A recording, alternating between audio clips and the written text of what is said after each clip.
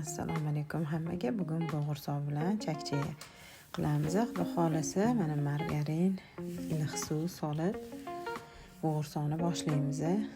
Ozgina tuz, shakar, ozgina dro'jji solib oldim. Yaxshilab masalamizni aralashtiramiz. Birin-ketin un solib yaxshilab zuvolacha qilamiz. Mana yumshoqqina zuvolacha bo'ldi. Mayingina bo'lib paketga solib tindirib turamiz. Ungacha chakchakka xamirga boshlaymiz. Tuxum, 3 tuxum soldim. Ozgina tuz, ozgina razrihli solib, mayingina xamir qilib olamiz zuvolacha, kichkinagina. Paketga solib tindirib qo'yamiz.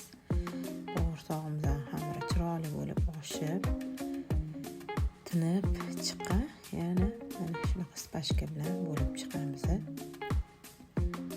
Tekis qilishga harakat qildim va cho'l yordamida bo'g'irsoqchalarni boshlaymiz qilishni. Dipda solamiz. Bu yerda chakchak xamiri ham tingan, yo'lish shunaqangi oson. Yo'yib olib, ozgina yog'lab olamiz. Ust qo'yib kesishga boshlaymiz. Bir tekisda kesishga harakat qildim. Va yuqori qilib, parra qilib to'g'rab, yog'da qo'rib olamiz. Hammasini qizartirib, mana chakchaklar qizardi. Endi mana o'zimizning qiyomimiz.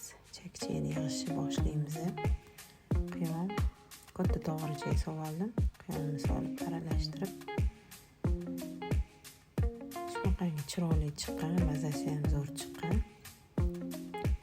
Ozgina solib aralashtirib, hamma yoqqa singsin deb mana shunaqa pirog tortni idishga soldim. Qolipga yaxshilab ustidan botirib, mana bu idishga ham soldik. Yengil qilib mana chiqqanimizni. Bugungi kunimizning pishirig'ini chakchak va bo'g'irsoq. E'tibor uchun